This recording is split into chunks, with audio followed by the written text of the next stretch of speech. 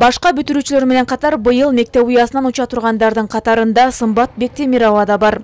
Андыктан ал келечектеги кесиби тууралуу ойлонуп, улуулардан кеп кеңеш уккандан тажабайт.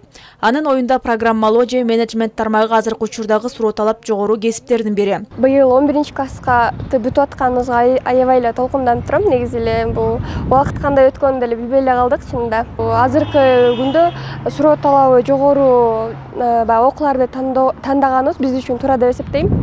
Акыркы коңгуроого саналуу күндөр калды. Бирок бүтүрүүчүлөр арасында кайсы кесиптин ээси болорун чече албай ара жолдо тургандары да жок эмес. Кесип тандоо тагдыр тандоого тете кадам. Ошондуктан бул маселе ары салмактуу, ары жооптуу иш. Талбаган аракет жана изденүүдөн ийгилик жаралат. Анын жемиши таттуу болот. Мындай пикирин министрлер кабинетинин төрагасынын орун басары Эдил Байсалов Нарын шаарынын жана Нарын районунун окуучулары менен болгон жолугушуусунда айтты.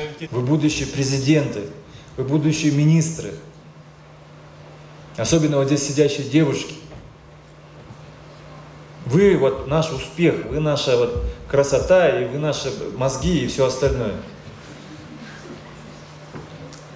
Бирок самый основной ключ к успеху, условие, это английский язык.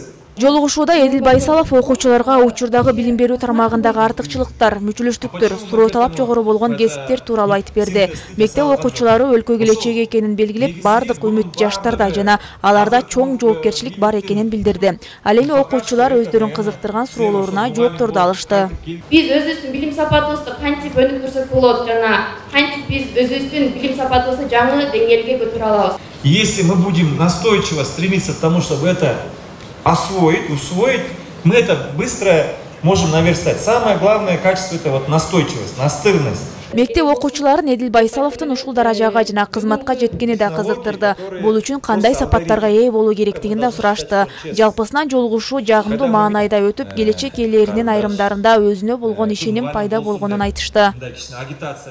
Келечекте бизнес тармагында бирок ага чейинки жумуш деп эсептесем, бул IT тармагында программирование жака. Ошол профессия востребованный болот деп айтып берди. Андан соң министрлер кабинетинин төрагасынын орун басары Борбордук Азия университетинде болуп, окуу жайдын иши, материалдык техникалык базасы менен таанышып чыкты. Анда маалым болгондой, учурда бул жайда 9 өлкөдөн келген 177 студент билим алат. Алардын 33-ü Кыргызстандын жарандары. Но есть и очень разные. Думаю, у меня хорошая знакомая Джоанна Лилис, она будет рада, что ее книжка здесь. Да, ну вот видите, вот это Dark Shadows, это про Казахстан.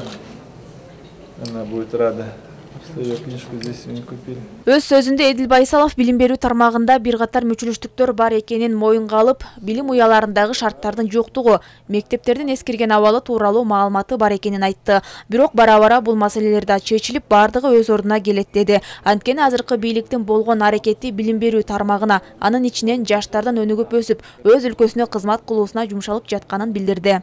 Негизги максат, милдет азыркы жетекчи койду. Талапты да койду, айтып атат, шартын да түзүп берем, биякта акча аянбайм. Албетте азыркы учурда кайсы жерин карабасаң мамайдын көрү дегендей, кайсы жерге мынтип тартып, анан биягына жетишпейт.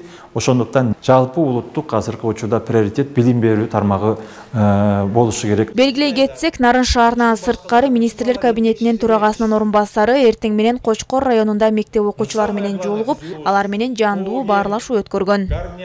Гүлзат Мокенова, Бексултан Жолдошбеков, Өлкө Деми, Нарын шаары.